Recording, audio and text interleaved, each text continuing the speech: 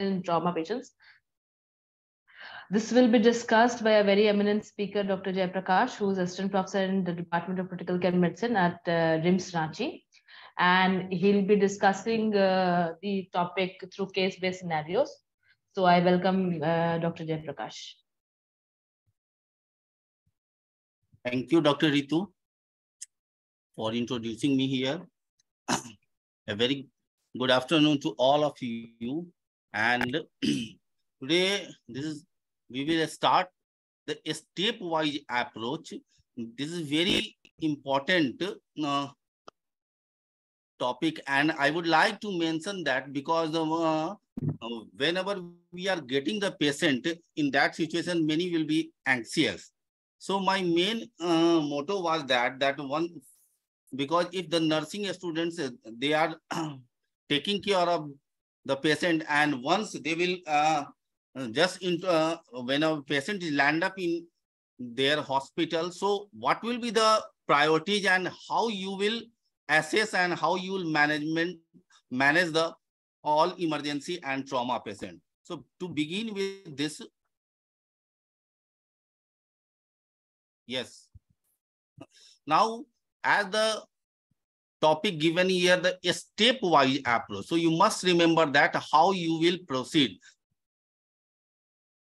Now, the core concept for this presentation is that if a patient is land up in the ICU or a patient is land up in your hospital and patient having need emergency care or patient is traumatized. So first, how we'll proceed and how you will tackle that patient. So core concept of this presentation is that we have to take care of the impaired oxygenation.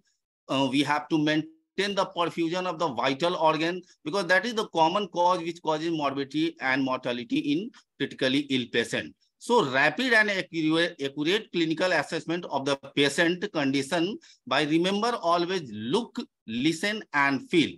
Because once you are taking care of the patient, you have to first see the patient, whether patient is speaking or not.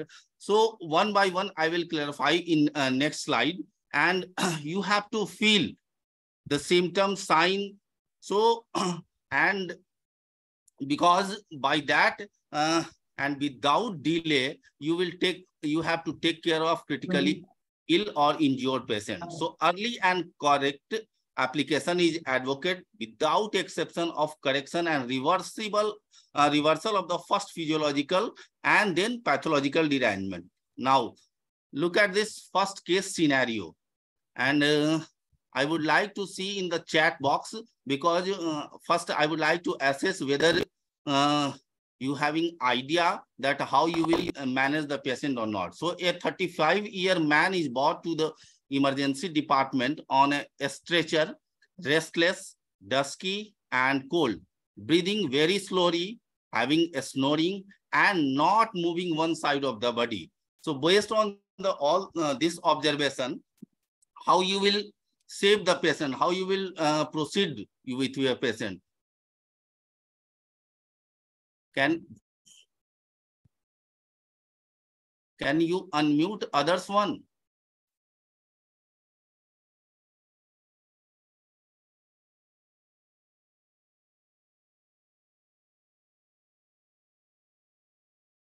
Can you? Yeah, can you unmute other one so that I want two-way interaction. So how they will proceed. Now, I'm not getting that in chat box. Anyway, so let us discuss with this case scenario. Remember, and you again, I'm reading that. There is one person who has raised their hand. So I'm reading again this case scenario. 35-year man came to the emergency department on a stretcher. Patient is your restless, dusky and cold, breathing very slowly, having a snoring and not moving one side of the body. So now first what you will do. So my question is that I already put that question in every slide so that at least you can see that what I'm asking to know from your side. So first you have to assess that whether patient having airway is patent or not. So here look at this in this question, breathing very slowly, a snoring and breathing very slowly. So first you all know that ABCDE, but whenever you are getting patient, you become anxious and you will all forget the ABCDE follow-up. So my motto here is that you must remember all those, whenever you are getting that kind of patient, never forget that. So the patient having airways patent or not? The answer is no. Why? Because patient here is snoring. It may be because of tongue fall or any obstruction that is coming in the laryngeal inlet. So air will not enter in the trachea. That's why pressure is snoring. It may be due to any obstruction or secretion even also. So we have to first maintain the airway patency. Now whether breathing is inadequate or not, or does the patient require oxygen? Look here the case scenario, breathing is very slow. So yes, patient is restless and cyanosis, which are sign of inadequate breathing. So that means the patient is hypoxic. Patient is not getting proper oxygen. So what we'll do, first we have to take care of his airway, and then we have to proceed with the bag mask or any mode of ventilation. Generally, we are putting umbu bag ventilation or bag mask ventilation. We have to start then oxygen supplementation with maximum percentage of inspired air. That means whenever you are getting patient, put FiO2 100% oxygen, you at least half an hour you have to start that because this kind of patient breathing is inadequate, patient is snoring. And again, you have to reassess the airway patency, whether patient airway improved or not. And even after giving the oxygen supplementation, whether patient is still breathing inadequately. So you have to check oxygen saturation. That means we are generally doing that we have to check oxygen saturation with the help of pulse oximeter. Now, second scenario is that same question, whether you patient have a circulatory problem or not. See here, restless, dusky and cold. Dusky and cold. That means body is if you will feel by putting your hand whether circulation is normal or not. So answer is yes. Why? Because patient is dusky and cold. Because generally our body temperature is 37 degrees centigrade. So once patient having blood loss or patient is in hypovolemia, so patient body will be cold. So what you will do first, then raise the leg of the patient if clinically appropriate. That means if patient having no injury in the leg, traumatized, then why? Because it causes increase the preload, and you start the IV fluid also. So first A, then B, airway, breathing, and then circulation. How you will maintain the circulation? Gain intravenous access with 2 large bore cannula. Why 2 large bore cannula?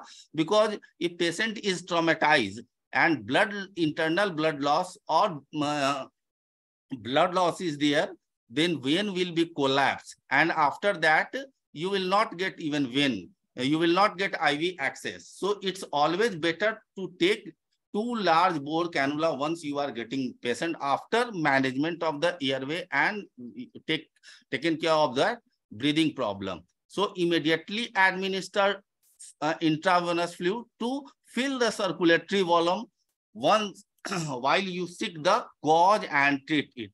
Then you have to measure the blood pressure and you have to assess the pulse, whether regular, irregular, adequate or not, patient is bounding, pulse is bounding or not, or feasible. So you have to check here. Then again, remember always that Once your action, there will be definitely after some time you have to reassess for everything, for even airway, for breathing, and for circulation. So how you will assess the circulation? By looking the skin color or by capillary refill. How you will assess the capillary refill? By pinching your finger trim like index finger. So whether you will see patient is gaining after pressing the fingertip, color is again coming in within 2 seconds or not. If it is more than 2 seconds to 3 seconds, so that means there is problem in the capillary refill time increase. That means patient is hypovolemic. So then you have to describe, I will tell you in next slide. So consciousness for improvement, blood pressure, once you will correct, patient will patient might get conscious, and then you have to measure the urine output. So how you will reassess for circulation? By looking the skin color, capillary refill time, consciousness, blood pressure and pulse, then and urine output. Now again with same question, does the patient having disability or neurological problem? See here, not moving one side of the body. That means, yes, patient having disability, also having neurological problem also. So what you have to take action? First, ensure no further harm, maintain oxygenation, circulation, and always call for, as this is nursing class, so better always, once you are securing the airway, breathing, circulation after, then you definitely you have to call to your expert. Now again, see, your expert is still not arrived.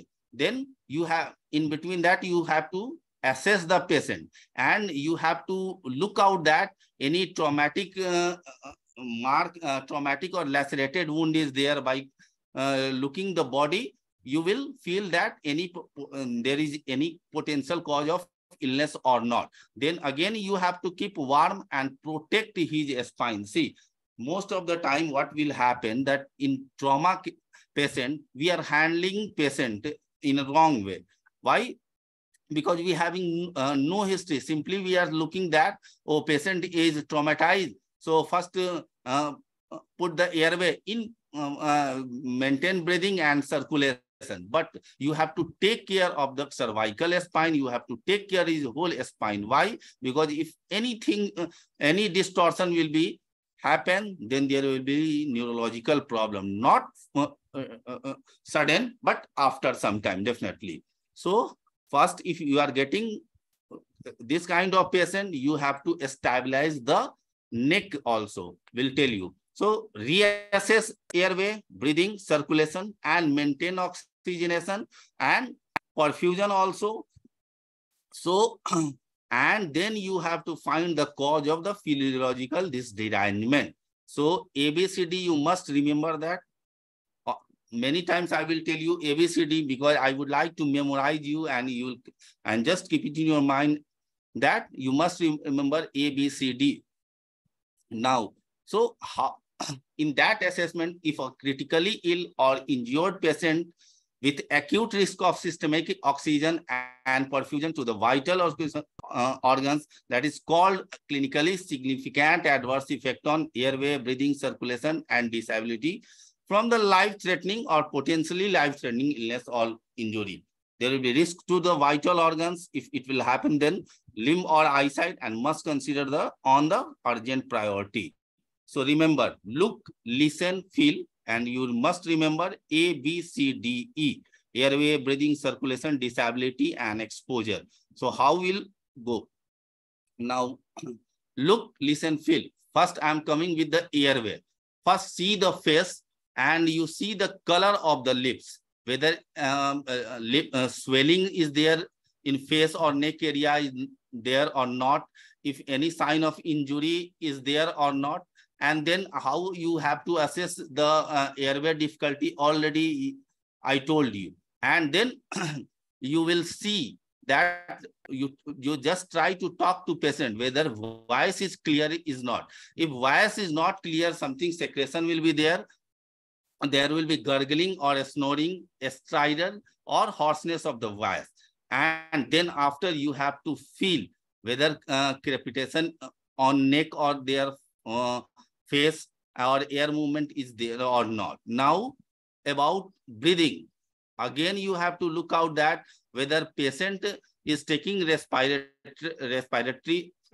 properly or not. So you, by looking that, you have to assess that chest wall movement is proper or not, or any other accessory muscle is using there for respiration or not. Then you have to also see that whether neck wake is engorged or any injury is there. Now, for see every aspect A, B, C, D, E. Suppose that if I'm telling about the airway, then again you have to see, look, listen, feel. Similarly for breathing, but the part including in this look, listen, feel, this will be different for all those aspects. That will be different for airway, different for the breathing, different for the circulation, like that. So listen, whether patient is, suppose that if patient is talking, but patient is not speak a full sentence, that means there is patient is having breathing problem. If patient is noising breathing or not, that means, yeah, patient is breathing problem, secretion may be there. And then feel trachea, whether it is deviated or not, or trachea is injured or not. So you have to see. And now again, go for circulation. You have to see the skin color. You have to see the capillary refill time. And you should see also whether abdominal distension is there or not. Limb swelling is there or not. Then again for that, go for listen. Then how you will do? By auscultation, you will listen the heart sound, bowel sound, and blood pressure also. If suppose that generally you people are doing, you are measuring the blood pressure. If patient is blood pressure is low, and if trauma patient is, you are getting trauma patient. So your first thing will be that patient might having blood loss, or patient having in hypovolemic shock. So you have to. So how you will assess? By feeling, by you will just see by your hand, check it by hand that whether extremity is cold or warm. Then percuss the chest or measure the pulse, whether rate, volume, pulse is regular or irregular. Now, similarly for the disability, which may be generally neurological. So whether you have to first look whether level, you have to see the level of consciousness, whether is patient is commanding your voice or not. Face is whether symmetrical or asymmetrical. Asymmetrical, that means may be possibility of that trauma on the facial area. Pupil size, you have to observe that whether is adequate or not, whether bilateral pupil size is equal or not. All those things you have to look. Then you have to assess the seizure. And GCS, I'm not going in that one because GCS generally your expert will do. Now, listen, again, you have to ask that patient that whether where you are and what is time now. Can you imagine this is day, night, or year? By asking all those, you will assess his neurological, you can, as neurological assessment, you can do that. And for feel that muscle tone and power, how you will examination? By say asking the patient that you just lift your hand and you see whether patient is following your command or not, whether patient is able to lift his hand or not. Now, again for exposure and that environment, A, B, C, D, and this is your E. And you have to see the front, from the front and from the back side, whether patient having any bleeding or not, any injury or not. One by one, you have to note that also. And then for listen to the focus history and what you will feel, whether swelling is there in body or not, and deformity of spine is there or not. Per rectal examination, generally your expert will do. For pelvic injury, that will. Now, so first I'm coming to the airway. First, as I already told, that check for the airway patency, whether patient is awake, clearly talking or not. And if in case of completely obstructed airway, so you have to, there is no effective airflow despite respiratory effort. So if patient is completely obstruction, patient will not talk, and patient having complete obstruction of the airway, then your expert will take the further action. Generally, they will intubate the patient. They will, if any foreign body, they will remove that. So I am talking only about your part. So in whatever first case scenario I told you, again I will give you second case scenario. So look out the facial burn. So if there will be facial burn, then patient having the muffled or hoarse voice.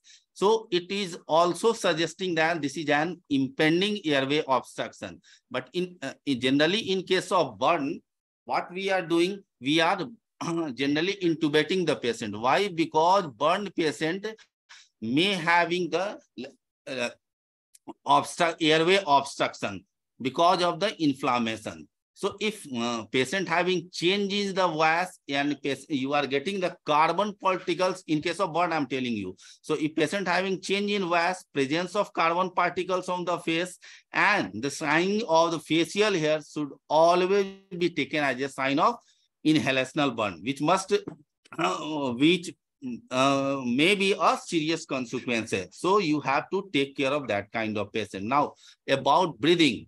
So as I already sound, you have to assess the respiratory rate. You have to assess the respiratory effort, whether patient having tachypnea or not, patient is sweating or not, or there is central cyanosis or not. Simply you can see it by tongue also. And if you have to see that patient is using accessory muscle or for respiration or not, that means patient will, there will be intractable respiration, patient will breathe fast. That will be. So determine the respiratory rate. And in cases of accessory muscle, so this is all are the indication of a stressful respiration. Now about the circulation, adequate perfusion of vital organ is essential, because all organ, if you will not perfuse, so organ will, there will be damage of the organ slowly. Like you are seeing that after giving, if you are not going to give fluid properly, kidney will also, a patient will land up in the acute kidney injury. So adequate perfusion is necessary. Now assess the circulatory status. How you will assess? By looking the level of consciousness, pulse rate, volume, capillary refill time, skin color, and temperature, blood pressure, and urine output.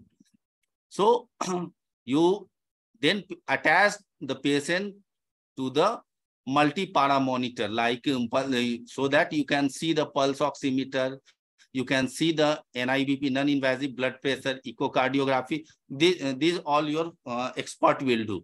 And in between that, you have to secure the vascular access and then send the appropriate investigation, and you start the fluid therapy. Now, for disability, rapid assessment can be done using CVPU score. What does it mean by CVPU? That means you have to look the consciousness, whether patient is voice responsive or not, whether is pain responsive or not, or patient is unresponsive. So by you can examine this by the size of the people, equality, and reaction to the light, which I already told to you. Now, the common cause of, you have to assess the common cause of unconsciousness other than head injury, whether patient having profound hypoxemia or not, patient is getting oxygen or not, hypercapnia is not, cerebral hypoperfusion. These all things your expert will do. But you must remember that the metabolic cause like hypoglycemia, whether a patient having history of poisoning or any dose of overdose of sedative. So because hypoglycemia is the most common cause for the unconsciousness. So review again ABC to exclude hypoxemia and hypotension. And then look for the any drug reaction, look for the drug-induced reversible cause of depressed consciousness and administer accordingly drug. Your expert will suggest to you. Now, exposure and environment.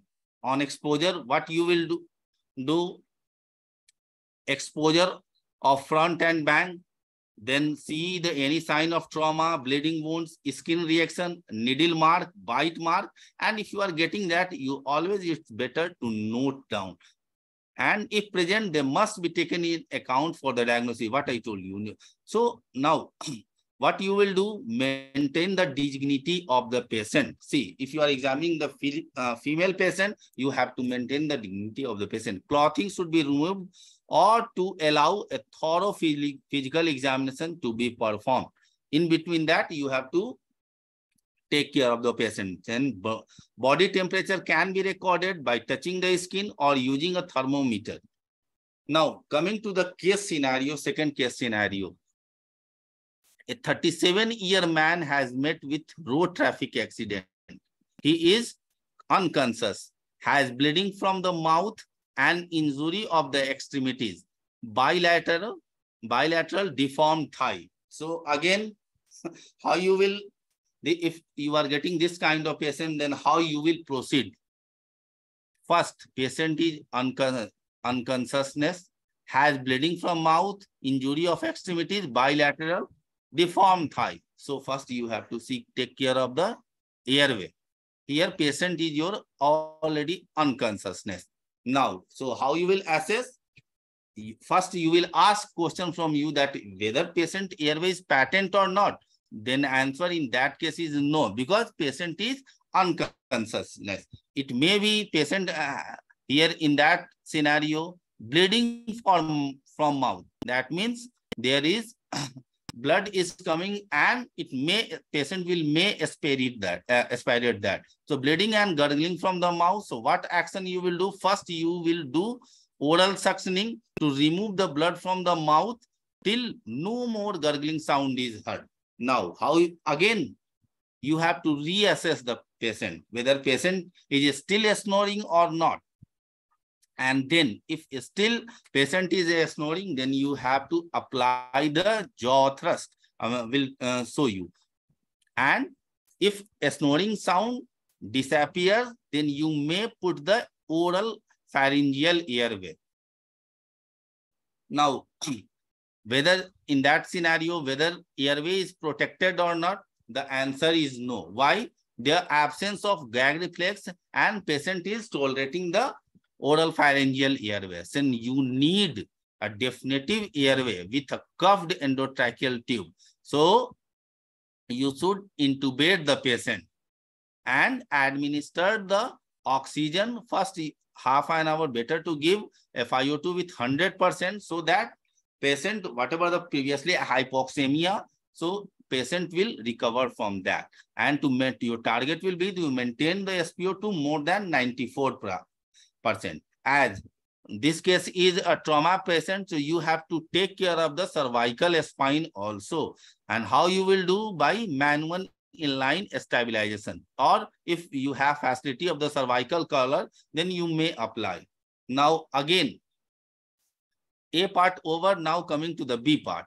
What you will do? Again, you have to similar thing. You have to do the assess the respiratory rate and depth, whether this patient is breathing properly or not, and air entry on bilateral side, whether equal or not. Then again, if percussion, notice percussion is not for you, your expert will do that. So provide breaths if required. Suppose that if patient is not breathing and there is no any ambu or baga, then provide breath. And generally in hospital, you will get bag wall mask or ambu. So oxygenate the patient and maintain the SpO2 more than 94%. Now, how you will assess the circulation, what action you will do, and you must have to reassess that kind of patient. So first assess the patient by seeing the pulse rate, blood pressure, capillary refill time to know whether the perfusion is adequate or not. In that cases, perfusion is not adequate. Why? Because pulse rate was 140 per minute, BP is of 80 upon 60 millimeter of mercury. Capillary refill time also increase. It is 4 seconds. See, that means this kind of patient, there will be blood loss because this is the case of trauma. So in that cases, this patient land up in the hypovolemic shock. BP is less. Pulse rate is high to compensate that heart is beating fast. Now, so in that case of kind of patient, you have to secure whatever I already told you, secure 2 wide bore IV line, withdraw blood sample for blood grouping. Suppose because if blood loss is more, you need blood transfusion also. Even a patient is not after transfusing intravenous fluid, sometimes patient will not rise up their blood pressure. So in that cases, we have to transfuse the blood also. Infuse warm IV fluid, normally ringer lactate we are fusing 1 liter bolus over 10 to 15 minutes. Now control bleeding. If you are getting any obvious external wound, so by applying the direct pressure and splint, you can control the bleeding. Even and after splinting, you must have to feel the pulse. So and fast your expert will do that. I put that line because I feel that you should at least know that whether what is the procedure, what is the 1-by-1 step that you have to take care in that kind of patient. So again, you have to reassess whether perfusion adequate or not. Suppose that if you are giving the fluid 1.5 liter and still BP is not rising, pulse rate is not controlling. But then in that cases, you have to then, I already told, call for the, in between that, you should call for help for your expert also. Now see here, if pulse is 95, BP improved, capillary refill time is also improved. So that means perfusion is adequate. Now you have to take care of the disability. So again, same thing, you have to assess, you have to take action and then reassess. So check neurological status, pupil size, and look at that whether patient is hypoglycemic or not, or any drug effect, any sedative drug taken or not, or any history of drug intake is there or not. So suppose that GCS, generally we are in Glasgow Coma Scale, we are looking that eye, verbal and motor, whether patient is spontaneously moving, opening eye or not. Then motor response you have to take care, and then your patient is following your command there or not. I'm not going in detail of GCS because your expert will assess. Now, if you want to then put in chart box, I will tell you. So on assessment, you see whether GCS is 8 or not. Suppose that if your GCS is less than 8, in that kind of patient, you always have to intubate that patient to secure the airway and to prevent the aspiration. Now, so action, take expert consultation while continue to managing hypoxia, hypercarbia, and hypotension. Suppose that even after giving all those measures, you are not getting the normal vital sign, then you have to take your expert consultation.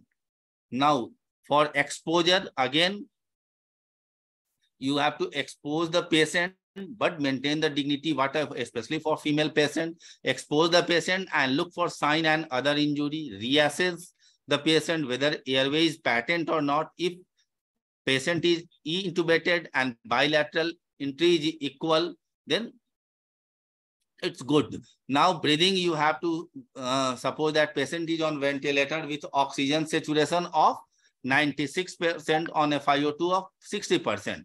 And patient is chest moving equally on both sides. Circulation, how you will say BP, pulse rate, all these are normal. Disability, if suppose that GCS is 8. And once life-threatening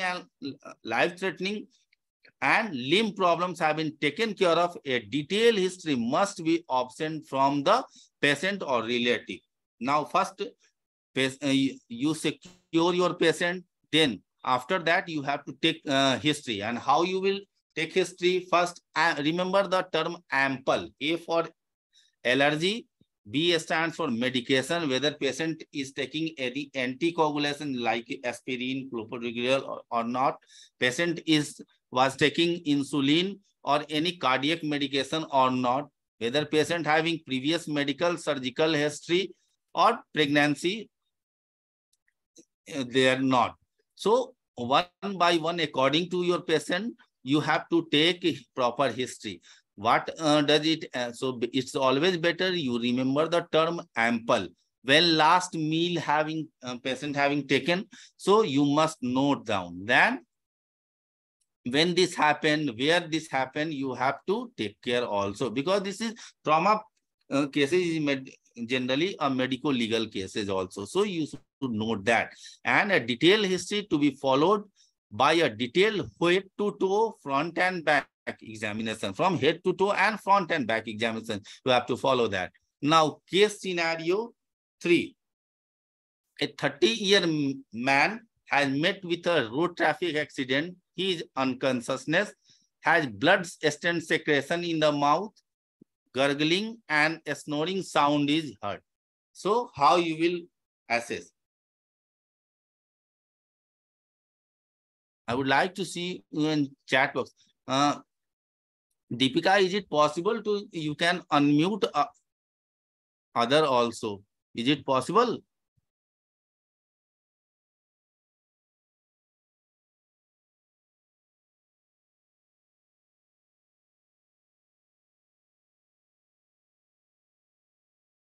I'm not.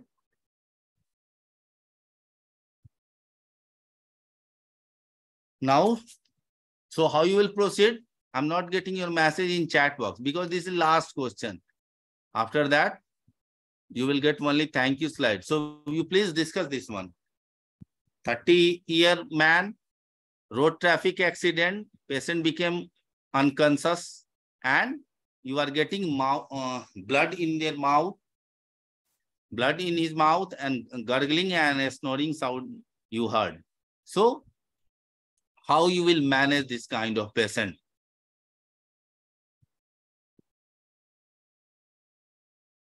Chat box, Dr. Ritu. Anybody, nobody is replying. I'm just looking at somebody raises a hand, then we can allow to talk. I have that option. No one is raising. No. Actually, I want that. Should we be... ask somebody randomly? I think if this Cynthia can discuss this with Dr. Jayaprakash. Feel free to ask questions and so that your doubts can be cleared. He has very well actually, I would like to discuss that. Anyway, is anyone having idea? Cynthia, So again, see, this patient is unconscious. That means patient airway is not patent. Patient having breathing problem also, and patient blood stent secretion in his mouth. So first you will assess the airway. Patient is unconsciousness, then accordingly you have to proceed with that. So first you will manage airway and you will just do the you will take care of the secretion. So what you will do? You will do suctioning and a snoring sound. So first airway, then breathing, and then circulation. After that, because once you will secure secure all three, your patient, and if you are controlling all those three, so you will secure your patient. Okay. Thank you. Any question? Okay, Dr. Jayaprakash, very well summarized and very well taken care of. I think you've identified most of the priorities in a trauma patient and a non-trauma patient, that the approach should be A, B, C, D, E. All 5-6 parameters have to be taken equally care of, but the sequence is most important in maintaining it, because the life-threatening injuries should be identified first, which are according to A, B, C, D. So any questions from anybody? I think we have 20 odd attendees in this, and it's a good platform to discuss, because we've got some time left, and so we can discuss few doubts if anybody has. Not getting any question in the chat box.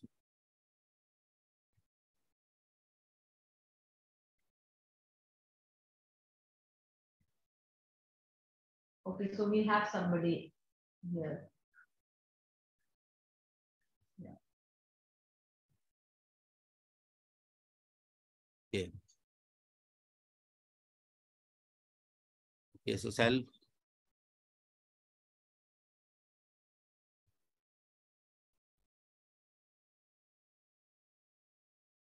there is no question. yes. So you can wind up the teaching. Okay. Thank you all.